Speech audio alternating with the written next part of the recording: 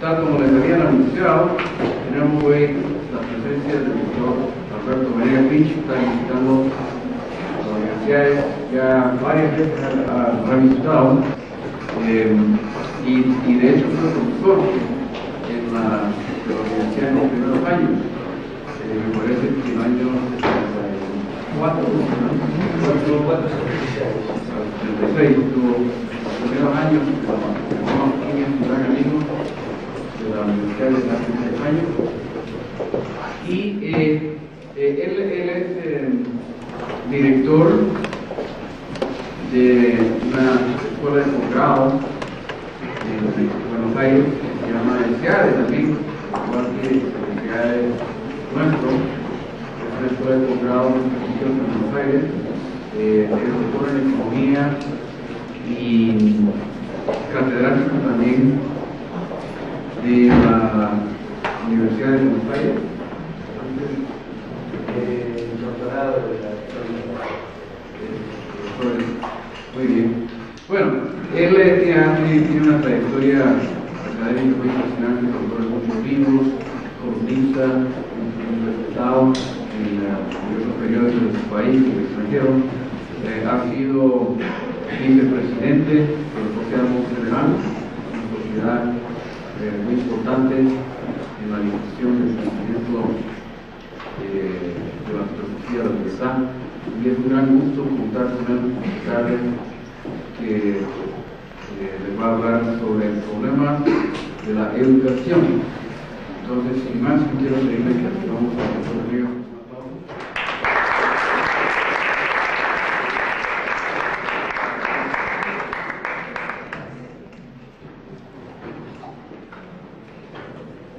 Bueno, el tema, como ha sido anunciado, es sobre la educación como un problema central. Ahora, después de esta presentación, de esta charla, me gustaría oír las opiniones y las reflexiones de ustedes. Pero no hay cosa que más me reviente, diría yo, es hablar y tener una audiencia pasiva que simplemente está tomando nota y después no tengo ninguna participación ni feedback, para saber sobre todo qué es esto del proceso económico y qué son, quiénes son ustedes y cómo interpretan y cómo tamizan lo que voy a proponer y lo que voy a analizar acá. Yo creo que es interesante empezar estas reflexiones con una premisa que eventualmente puede estar mal. Si la premisa está mal, toda la cadena lógica que voy a decir también está mal y la conclusión. La premisa es que todos somos distintos desde el punto de vista anatómico, desde el punto de vista bioquímico, desde el punto de vista fisiológico, desde el punto de vista sobre todo psicológico, que hizo una diferencia para el cosmos que cada uno de nosotros hayamos nacido, que tenemos distintos proyectos de vida, distintos talentos, distintas inclinaciones, y por lo tanto, en la cuestión educativa, lo interesante es tratar de sacar la potencialidad, o la capacidad, o la inclinación, o el talento que tiene esa persona que está delante nuestro, que como digo es única. Entonces, el primer punto es que el sistema educativo ideal es el sistema tutorial. Esto es la relación un profesor, un alumno, a los efectos de sacar lo que está dentro de esa sola persona. Ahora, por el momento, resulta muy costoso la relación un profesor, un alumno, y hay que amortizar por la escala. Economía de escala, es decir, tener grupos, y por eso se forman, y esa es la idea, de colegios y universidades, porque resulta muy caro la relación un profesor, un alumno. Digo por ahora, porque no sabemos qué diablo va a ocurrir con la cibernética, por ejemplo. Eventualmente El día de mañana alguien puede en la pantalla buscar su camino y tener como tutor a alguien en la Universidad de Moscú o de Stanford o de Oxford o donde fuera, y no tener grupos, universidades o colegios, etc. Entonces, este es el sistema ideal, pero como digo, resulta muy caro, hay que amortizar por la escala y entonces tenemos estos grupos. Pero si es correcta la premisa que somos todos distintos, únicos y irrepetibles, que hizo una diferencia para el cosmos, que hayamos nacido y que tenemos distintas potencialidades y que resulta muy caro tener la relación profesor-un alumno y este sistema tutorial, de ahí hay un salto lógico inaceptable a admitir que determinados organismos oficiales impongan programas y bibliografías a todos los colegios y eventualmente autoricen, reglamenten y hagan el seguimiento de instituciones universitarias. Nosotros decimos que hay colegios privados y colegios públicos o estatales, pero con estos regímenes que estoy describiendo, eso no es así. Cuando hablamos de un colegio privado, lo que decimos es que los padres de familia pueden decidir el color que está pintado el edificio, cómo van a ser los uniformes y cuáles van a ser eventualmente las actividades extracurriculares. Pero el programa y la bibliografía lo establecen los ministerios de educación. Ergo, ese colegio no es privado, es estatal. Porque como todos ustedes saben, cuando estamos hablando de la propiedad, las características inherentes a la propiedad son el uso y la disposición. Si yo tengo registrado a mi nombre propiedad, pero usa y dispone otro, la propiedad no es mía. Entonces, otro punto que quiero señalar es que no hay tal cosa como colegios privados en los sistemas donde existen ministerios de educación que imponen desde la cúpula del poder programas y bibliografías. Ahora, se ha dicho en algún momento y en algún lugar que es un avance y es un buen sistema el descentralizar el Ministerio de Educación para tener distintos ministerios de educación en distintas provincias o en distintos municipios, sacándolo del poder central. Yo personalmente creo que es un error bastante grave eso. ¿Por qué es un error bastante grave? Porque el control se hace más eficiente.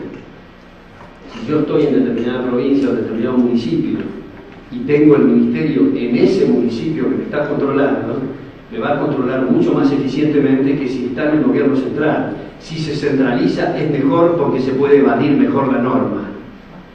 La descentralización hace un control más eficaz, o sea, que el tema no es centralizar o descentralizar, sino hacer un zoom o un close-up, una mirada cercana a lo que significa esa institución que es el Ministerio de Educación. Y esto, desde luego, que no es una cosa ad hominem, no es contra fulano o mengano, que es ministro, viceministro, sino la naturaleza de ese proceso, de esa institución. Nosotros tenemos que tener en claro que en Estados Unidos, durante la mayor parte de su historia, no existió y no existe todavía tal cosa como Ministerio de Educación.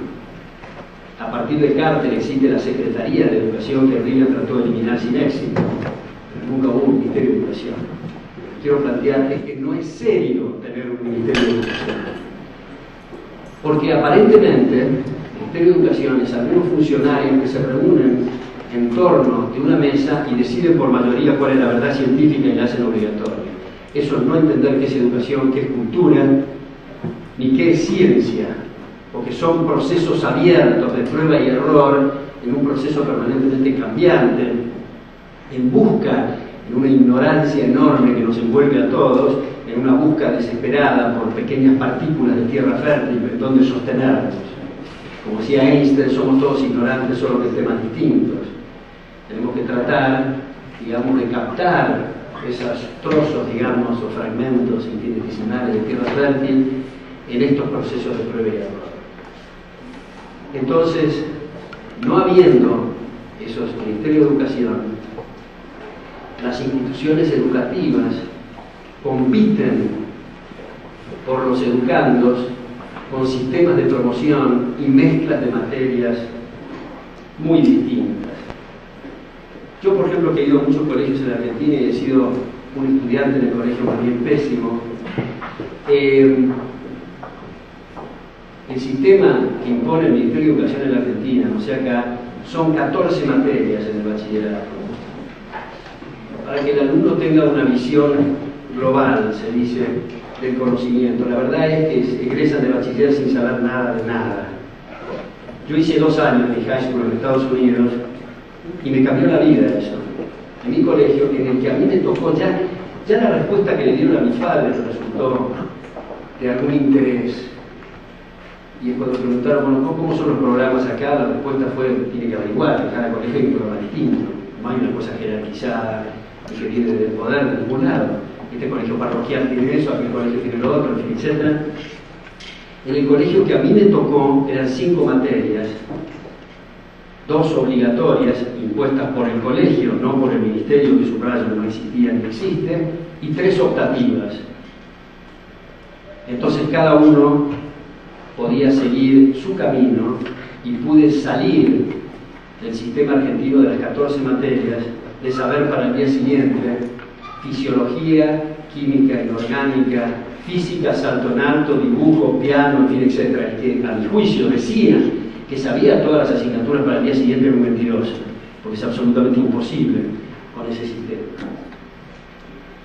Ahora hay otra cosa que me parece de interés en esto, y es que ahora Howard Gardner de Harvard, antes Popper y muchos otros autores, hay una bibliografía bastante amplia, objetan los IQ, es decir, los test de coeficiente intelectual.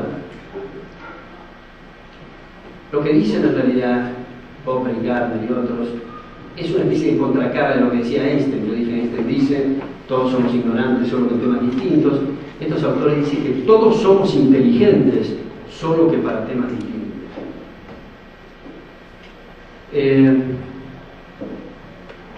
No sé si ustedes vieron esta producción cinematográfica que se llamaba Rain Man, donde eran 2 hermanos, uno considerado un autista, un estúpido considerado por la gente, en fin, que tenía una gran capacidad para predecir la cantidad de fósforos que había en una caja. Eso es un talento, eso es una inteligencia.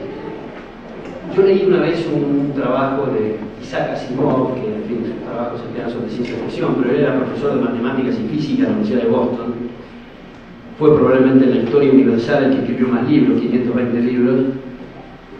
Profesor, como digo, de física y matemáticas, y él decía que le divertía hacer los test de coeficiente intelectual, porque la comunidad académica americana considera que saber física y matemáticas es una demostración de inteligencia, y por lo tanto él siempre salía en los primeros puestos. Pero decía, si a mí, decía Asimov, me hubieran tomado el test de coeficiente intelectual del siglo XVIII, donde el latín era muy importante, yo quiero reconocer que soy absolutamente inapto para retener las declinaciones en latín. Esto para demostrar que somos brutos para algunas cosas y tenemos algunos talentos para otros. Digo, brutos en la mayor parte de las cosas y tenemos eventualmente algunos talentos. Al poco tiempo de leer ese trabajo, que es Thinking About Thinking, pensando sobre el pensamiento, yo estaba en el campo con una persona que tenía una gran capacidad para predecir la reacción de los caballos, y yo me preguntaba, ¿qué es una manifestación de más inteligencia? ¿Saber álgebra o predecir la reacción de los caballos? Y no hay respuesta. Simplemente es un talento distinto. No hay posibilidad y es absolutamente improcedente el hacer un ranking de inteligencias. Son inteligencias distintas. Por eso es que muchas madres y muchos padres, cuando en el colegio le dicen que su chico es un desajustado, a veces se acomplejan frente a eso, y en realidad muchas veces en los desajustados está el genio. Recordemos que el propio Einstein tenía un IQ muy bajo. Winston Churchill le iba muy mal en el colegio y tenía un coeficiente intelectual bajo según las calificaciones que hacía, etc. De modo que para explorar las distintas potencialidades, como digo, el sistema ideal es el sistema tutorial, y si hay que hacer en grupos los sistemas de estudio, porque resulta muy caro el sistema tutorial, es inaceptable imponer esto a través de estructuras de poder y estructuras políticas. El sistema debe estar abierto, es importante, y ustedes habrán oído seguramente debates sobre... Perdón, si usted sigue hablando, yo no puedo hablar así. Si usted está hablando, digo, porque me distrae.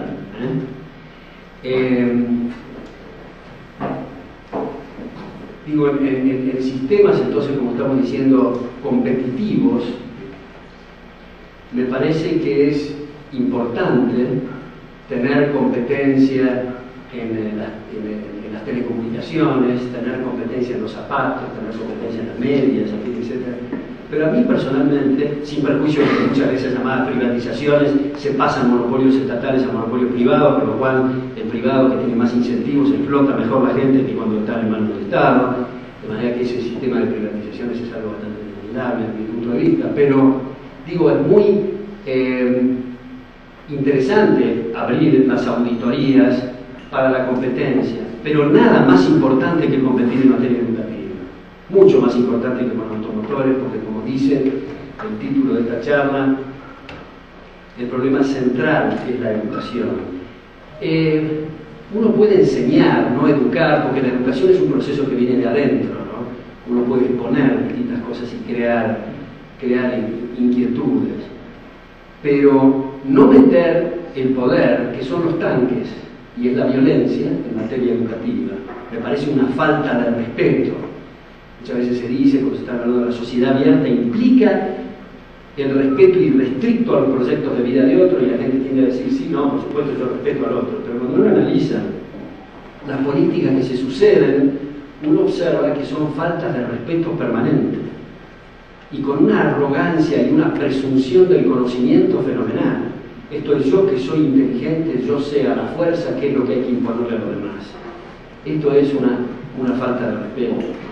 Muchas veces se dice eso, es jugar a Dios. Yo creo que es jugar a mucho más de Dios. Porque Dios permite que nos salvemos o que nos condenemos, y esto es salvarnos a las cachetadas. No puede ser que alguien crea que debe seguir determinadas materias o determinados sistemas de promoción, etc. Ahora, los sistemas pueden ser muchos una vez que se abre a la posibilidad de competencia. A veces uno dice, bueno, ¿cómo puede ser tan estructurada determinada profesora o determinado profesor en determinada universidad o determinado colegio? Y en realidad muchas veces no es culpa de ese profesor o de esa profesora, sino que tiene la espada de Damocles de intervención en el colegio, en la Gestapo moderna, que otra vez digo es el Ministerio de Educación. Entonces, abrir los sistemas puede incluir, no necesariamente, estoy tratando de ilustrarlo como un ejemplo, los sistemas, por ejemplo, de María Montessori. María Montessori es una persona que no pudo aplicar sus sistemas en Europa y los aplicó en Estados Unidos y después en otros lugares. Curiosamente, Hitler y Mussolini, las primeras medidas que adoptaron fue clausurar los colegios Montessori en Italia y en Alemania. ¿Y en qué consiste el sistema Montessori? Es que ella cree que no debe haber grados y años en los colegios. Que simplemente si se toma un chico que tiene una gran capacidad para dibujar, llevarlo al máximo de su potencialidad y no demorar todo el grupo porque el resto no sabe dibujar una banana, o digamos en trigonometría, o lo que fuera. Y esto no es porque el sistema de María Montessori se debe imponer, está muy lejos de mi intención imponer ningún procedimiento, sino simplemente mostrar que hay diversas variantes y muchas otras que hoy ni se nos ocurren, porque tenemos sistemas férreos y sistemas cerrados. Ahora, hay otro punto que resulta especialmente delicado, y es el tema de los colegios y las universidades llamadas estatales. Hemos dicho que donde hay controles son en la práctica todos estatales, pero financiados directamente con el erario público. Aquí hay un problema. Se dice que es importante darle la posibilidad a gente que tiene la capacidad para estudiar pero no tiene los ingresos, y por lo tanto tiene que ser financiado por recursos de los contribuyentes. Ahora veamos la situación de una familia pobre. Pobreza y riqueza son conceptos relativos, somos todos pobres o ricos según con quien nos comparemos, ¿cierto? Pero digo, pobres en el límite de lo miserable, y que el costo de oportunidad para mandar sus hijos al colegio es directamente perecer. Lo necesitan para echar árboles, lo necesitan para laburar, lo necesitan para trabajar. Es una injusticia fenomenal para esos pobres, para esos marginales, que vía impuestos tengan que pagar colegios y universidades para que los más ricos puedan asistir a esos colegios. Y para esto tengo que hacer este pequeño paréntesis y mostrar que todos pagamos impuestos, muy especialmente aquellos que nunca vieron una planilla fiscal. Digamos, gente que no son contribuyentes de derecho, sino de facto. En este sentido, el paréntesis que quiero hacer es este. Los salarios e ingresos de una comunidad, de toda comunidad, dependen de las tasas de capitalización. Somos free riders, si se quiere, de tasas de capitalización y de acumulación de capital que hacen otros. Si nosotros en este pizarrón tenemos un mapa del mundo acá y vemos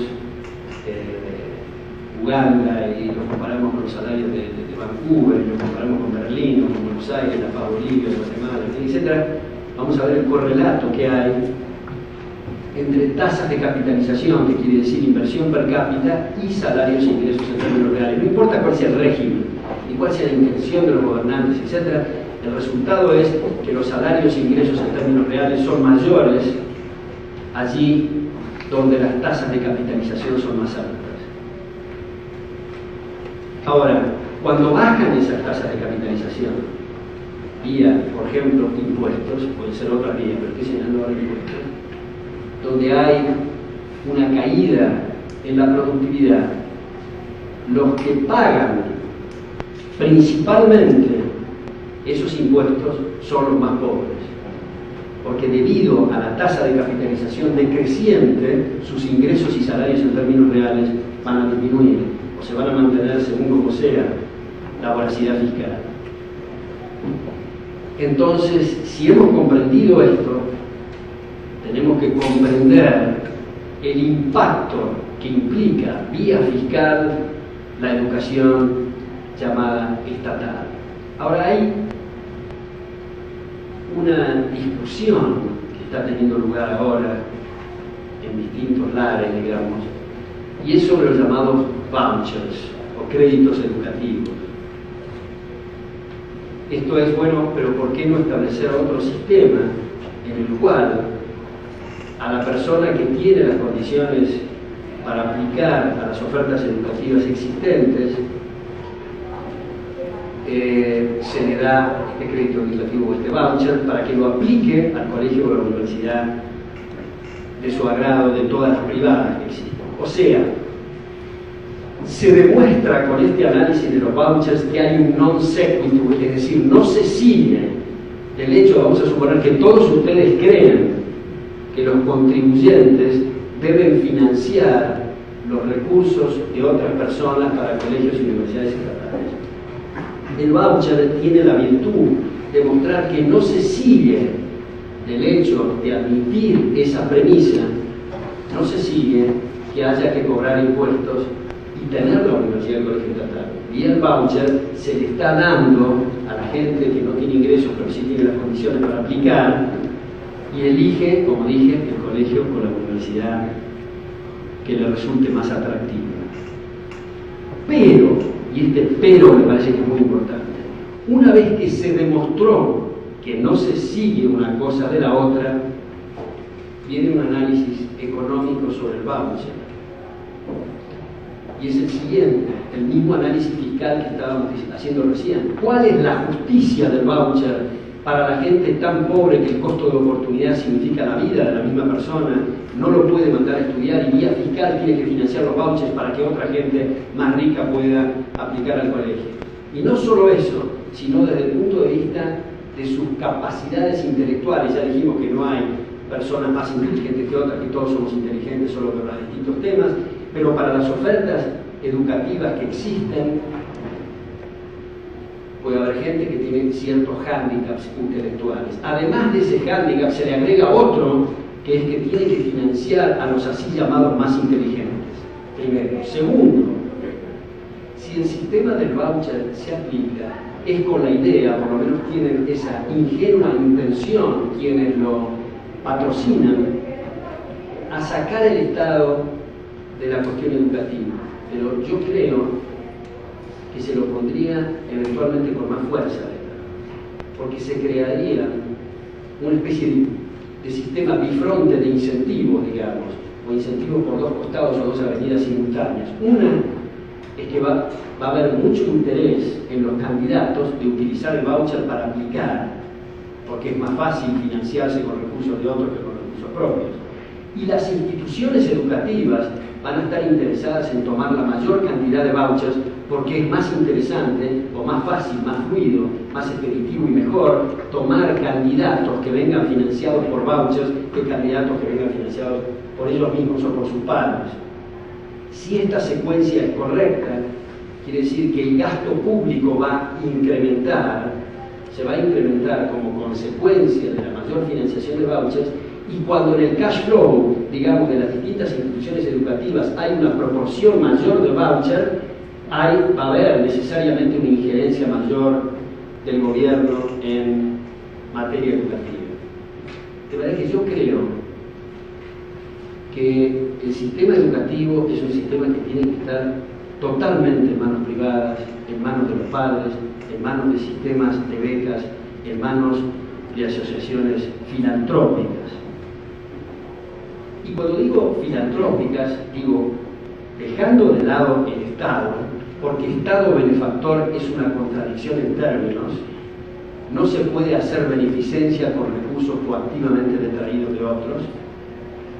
Creo que se ha degradado mucho el concepto de caridad y de beneficencia, metiendo los tanques y la fuerza en estas cuestiones. De manera que en las asociaciones filantrópicas, nosotros escribimos con Martín Krause un libro hace poco que se llama En defensa de los más necesitados, donde tomamos el caso argentino, el caso inglés y el caso de Estados Unidos, que es lo que sucedía antes del llamado Estado benefactor, y es una cosa notable la ayuda privada. Como que en realidad todavía Estados Unidos se está latinoamericanizando mucho, lamentablemente, pero digamos, todavía si nosotros vemos el minusválido o en la persona que tiene tal dificultad, es seguro que vamos a encontrar en Estados Unidos un lugar donde se dedique a eso y tenga 8 o 10 pisos eventualmente. Vamos, no es así en Cuba, digamos, porque el monopolio del llamado Estado benefactor lo tiene el aparato de la fuerza. No hay tal cosa como caridad o como beneficencia. Digamos, si yo veo que en la puerta de la casa de ustedes hay una persona que está pidiendo limosna, que es un inválido, y sé que en su familia algunos de ustedes no se lo dan, y yo salto el cerco y rompo la casa, les arranco las billeteras y las carteras y se lo doy al inválido, yo no hice un acto de caridad, asalté, cometí un atraco, que es distinto. Y por el hecho que se convalide legalmente por los tanques, eso no cambia. Es interesante ver en este sentido el caso de Estados Unidos, el caso de, por ahora, el país más civilizado y por ahora el que tiene justicia más independiente, etc. Desde que se declaró la guerra a la pobreza en el año 68, hasta el año pasado se gastaron 5.4 billones de dólares en la guerra contra la pobreza. Y 5.4 billones de dólares quiere decir los activos netos de las 500 empresas más importantes que aparecen en la revista Fortune, más todo el área dedicada a la agricultura en Estados Unidos. Eso es lo que se dedicó a la pobreza. ¿Cuál es el resultado? Hay más gente bajo la línea de la pobreza que había antes de los años 60 y pico, con una diferencia de asignación de recursos.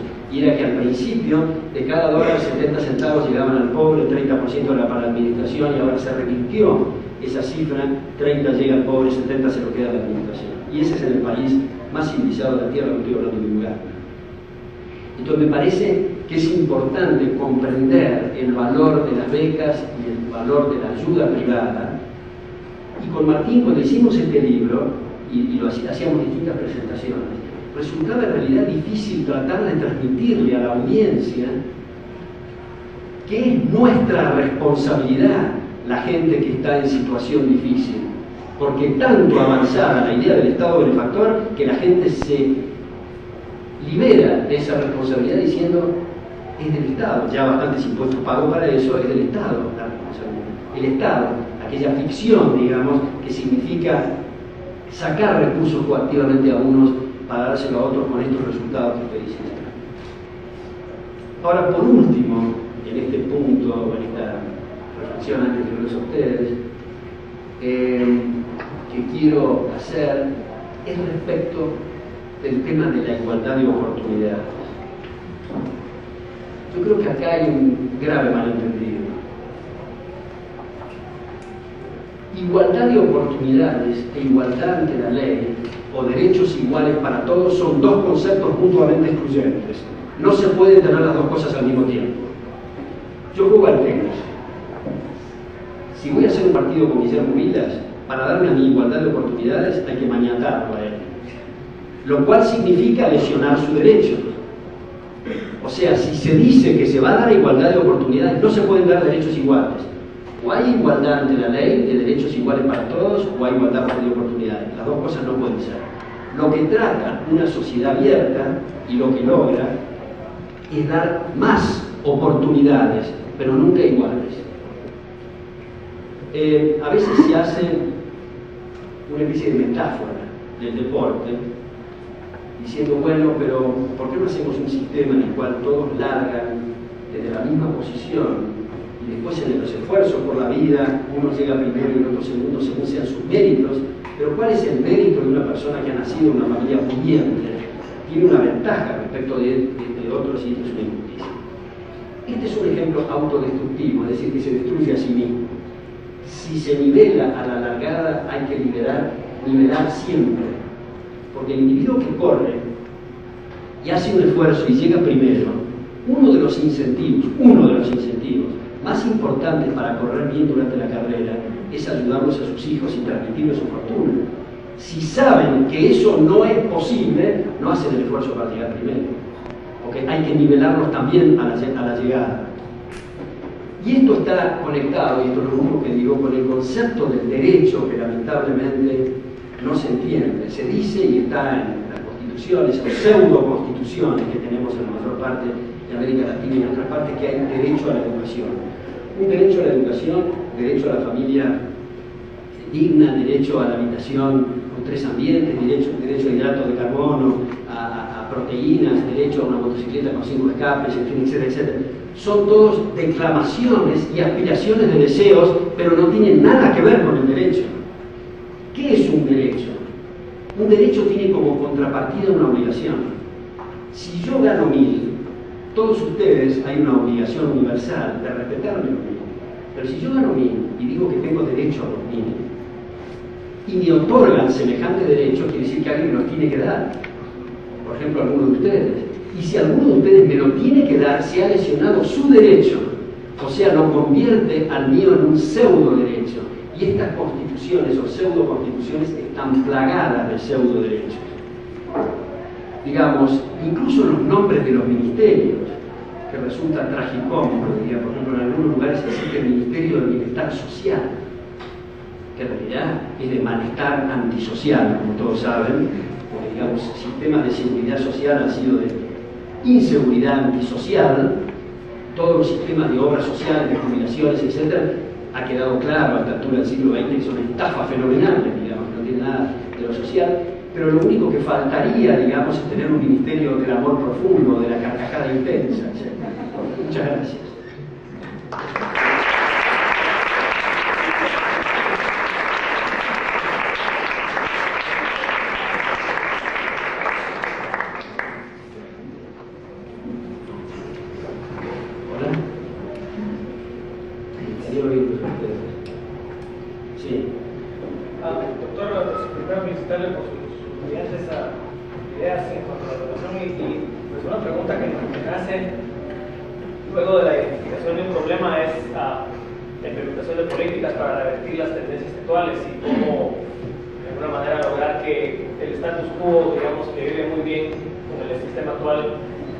Deje de serlo y de alguna manera hacer una denuncia, denunciar y de hacer que la población efectivamente cambie y se dé cuenta pues del gran esquema de contubernio y de conveniencia que hay en un sistema, digamos, como usted decía, centralizado, piramidal.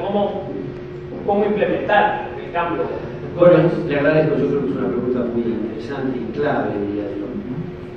Ahora yo sé que están cerca de un proceso electoral acá, están cerca de un proceso electoral también, estamos cerca de un proceso electoral en Argentina, y en todos los lugares es más o menos lo mismo el cuento. El gobernante dice que va a haber menos mordidas y que sí va a haber justicia, y que sí va a haber seguridad, etc. Y es más o menos la misma secuencia. La gente se agita mucho con esa marcha de ahí de los cuartos electorales, en los cuartos oscuros, y a mí me parece más o menos irrelevante eso. No me parece que es por ahí donde hay que trabajar. Yo diría que hay dos planos en este asunto: el plano de las ideas y el plano político. Los políticos son, si se quiere ponerlo de esa manera, están atados a lo que decida la opinión pública. Digamos, están cruzadas las funciones. Un profesor que entra a una clase y antes de entrar a la clase hace un estudio de marketing a ver qué quieren oír los alumnos, tiene sus días contados como profesor. Si un político se sube a una tribuna y dice, a mí no me importa qué es lo que quiere oír la audiencia, voy a decir lo que me da la gana, tiene sus días contados como político. El político depende de la opinión pública. Entonces vamos a hablar de los conceptos estos de la libertad. Supongamos que hay un máximo de libertad en este punto, un mínimo de libertad en esto, y esto es una banda, una franja, donde si una persona de izquierda en campaña propone ideas más radicalizadas que lo que la audiencia o la opinión pública le permite digerir o absorber, empieza a perder apoyo, empieza a perder votos. Y si algún liberal propone ideas más radicalizadas que lo que puede digerir la opinión pública, empieza a perder apoyo. Está embretado en esa franja y no puede salir de esa franja. Es un esclavo de la opinión pública. Pero ahora viene otra pregunta. ¿De qué depende esa franja? ¿Cómo podemos hacer que la franja, en vez de ser tan angosta, sea más ancha, se mueva, etc.? Eso depende del campo intelectual. Por eso se dice y se habla de la era de Marx, o de la era de Gramsci, o de la era de Hayek, o en fin, etc. No eran diputados ni eran senadores, por suerte, digamos, porque si hubiera sido un desperdicio para la humanidad que hubieran sido diputados. Simplemente era gente que escribía artículos, ensayos y daba clases. Y eso es lo que influye, que siempre las ideas empiezan en un cenáculo intelectual, es igual que una piedra que se tira en un estanque, son como círculos concéntricos, digamos, primero se dice, ese fulano está demente, está completamente loco, en fin, etc. Todas las ideas siempre empiezan, George Stuart Mill dice que se pasa siempre por tres etapas: la ridiculización, la discusión y la adopción. Todas las ideas pasan por eso. Y la gente dice, obvio, cuando ya está en la opinión pública. Entonces, el tema es tratar de testear y de discutir y de proponer ideas y de tratar de ser lo más eficiente posible para transmitir el mensaje. Y en lugar de decir porque ese político y porque la gente, porque no entienden, etc., es mucho mejor decir ¿por qué soy yo tan inepto para traspasar estas ideas? Y como tendemos a ser mucho más benévolos con nosotros mismos que con el prójimo, eso calma los nervios, nos ayuda a hacer mejor los deberes y nos ayuda a mejorarnos a nosotros mismos para pasar esos mensajes. Entonces, Yo creo que tener la ansiedad y la preocupación por visitar a ese legislador o a ese presidente es una pérdida de tiempo total. Porque lo que le va a interesar está mirando por arriba del hombro lo que uno le está diciendo y está mirando la opinión pública. Y la opinión pública está influida por ideas. Y una vez que los comunicadores sociales tomaron la idea, ya está muy cerca del último círculo, de esos círculos concéntricos que estaba hablando. Entonces la forma de modificar la idea sobre la privatización, la idea sobre el Banco Central, la idea sobre moral, la idea sobre educación, todas las ideas que ustedes quieren, siempre empiezan discutiéndose en cenáculos, escribiendo e insistiendo. Imagínense ustedes, todos nosotros descendemos de brutos y de bestias, de antropófagos, eventualmente de los monos. Todos venimos de los árboles, digamos, nuestros ancestros, Cuando alguien dijo por primera vez, yo creo en el derecho a la vida, se lo impusieron los demás. Fue difícil, digamos, le prendieron fuego y lo pusieron en la olla al individuo que creía el derecho a la vida. A nosotros nos parece elemental hoy el derecho a la vida, pero no fue elemental siempre. Todas estas discusiones y los debates que se tienen ahora, sea sobre el mercado laboral, o sobre la empresa estatal o lo que fuera, no aparecen del cielo. Entonces, es algo para estar, si uno quiere ser productivo y aprovechar el tiempo, digamos, es ver qué lenguaje estamos usando, qué es lo que estamos diciendo en las distintas oportunidades que tenemos de expresarnos, qué estamos escribiendo, etc. Y esa es la forma de cambiar. Pero para eso, quiero decir, el sine qua non es la educación. Y la educación tiene que ser un sistema donde todas las puertas simultáneas estén abiertas, donde entre mucho oxígeno y donde sistemas de promoción y sistemas de materia sean.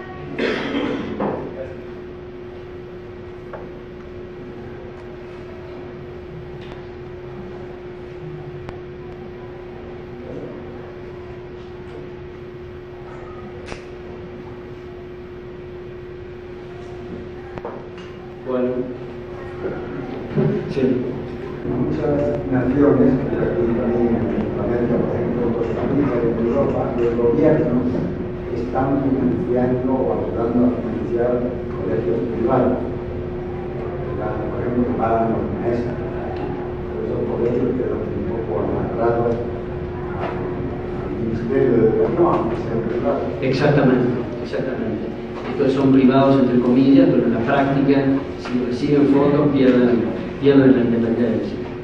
Entonces, yo creo que es importante comprender que una persona, antes de ser educada, tiene que estar parada y viva. Mucho más razón que se meta el gobierno en la alimentación, en sembrar y cosechar maíz, que en educación. No se ponen en eso porque las hambrunas serían fenomenales. Estamos viviendo la era de la hambruna espiritual porque se meten en la educación. Bueno, sí. Podríamos decir que las universidades también son estatales porque en el caso de Guatemala y supongo que en la mayoría de Latinoamérica sucede que uno para entrar a la universidad tiene que venir con una certificación de que su título esté certificado por el Ministerio de Educación. Y así no, el título que otorga la universidad no valdría. Entonces podríamos decir también que las universidades son estatales. Entiendo que en el caso de Guatemala, el problema se concentra en los colegios, no en las universidades. Por ahora, aunque también entiendo que hay un debate que se está suscitando, que van a entrar a controlar las universidades privadas para lo que llaman los burócratas los niveles de excelencia, y que siempre terminan por arruinar, desde luego. Pero esas injerencias que usted señala, desde luego que están limitando la franja de la educación privada, porque perfectamente alguien puede aceptar un bachelor batch, digamos, de Estados Unidos, que no está revalidado por la gente del ministerio local, y sin embargo entiendo que no lo puede hacer. Si no hace la reválida previamente, es estudiante. Eso es un desatino, es un crimen intelectual.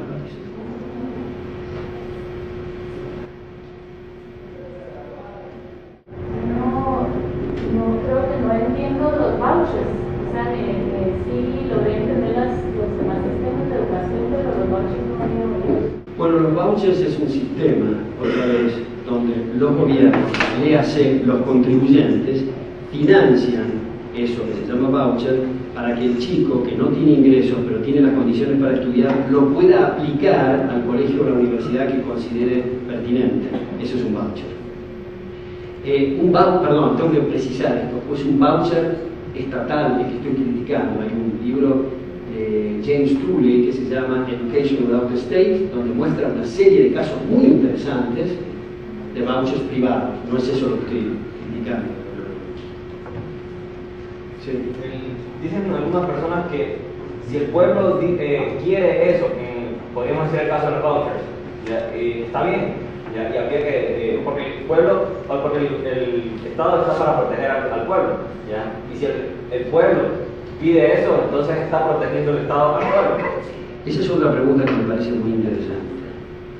En toda la teoría constitucional, desde la Carta Magna de 1215 en adelante, la Constitución es para limitar el poder a las funciones consideradas específicas, que es de protección de los derechos de la gente, como usted acaba de decir. Pero, si hay una mayoría circunstancial que vota por pasar a degüello a la minoría, eso no tiene nada que ver con democracia ni con derecho constitucional. Esto nos parece muy exagerado, pero es lo que en la práctica se está haciendo, sin matar el cuerpo de la persona, pero liquidando el espíritu.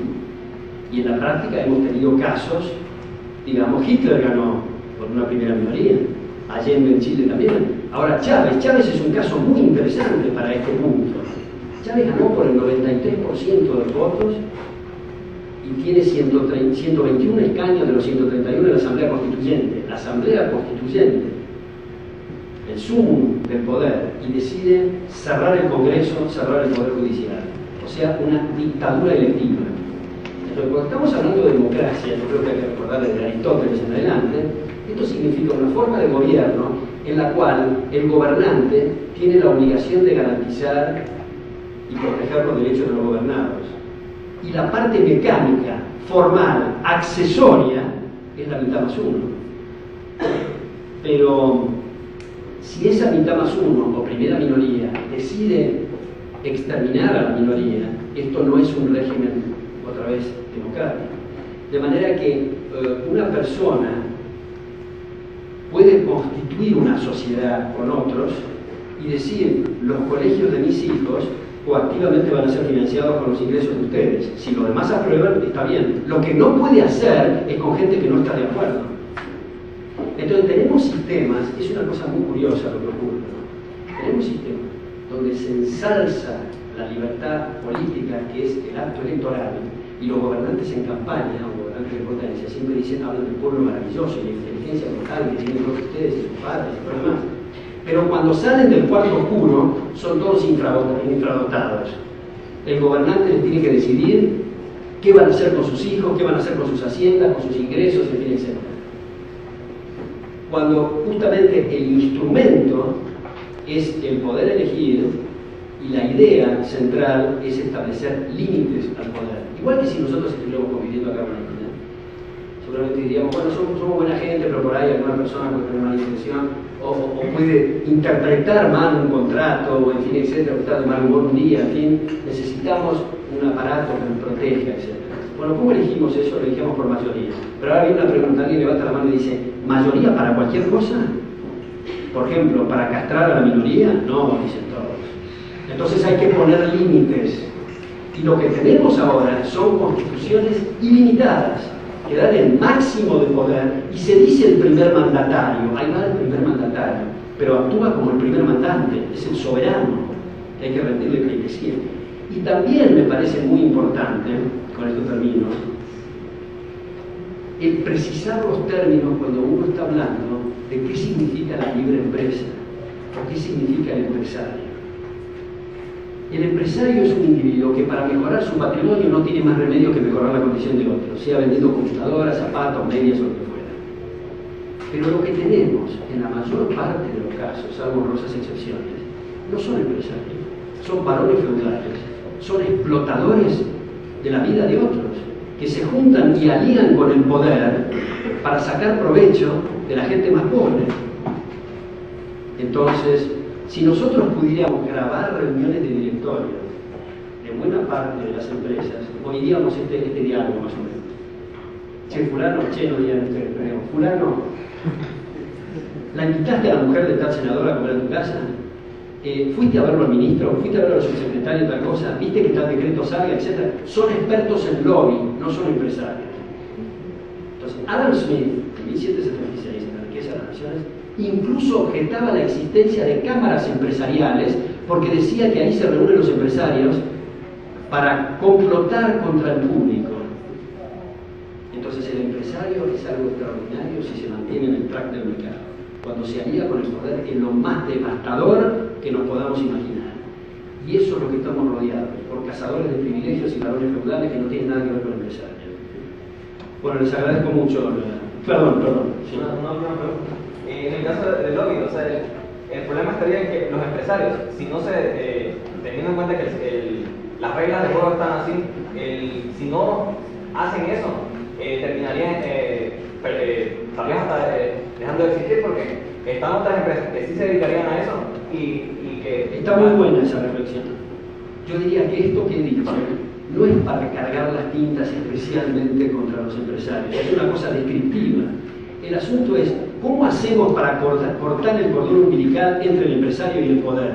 Y eso otra vez depende de las ideas, porque como usted bien dice, el empresario rinde cuentas a la asamblea de accionistas, y la asamblea de accionistas no quiere filosofía sino retorno sobre la inversión.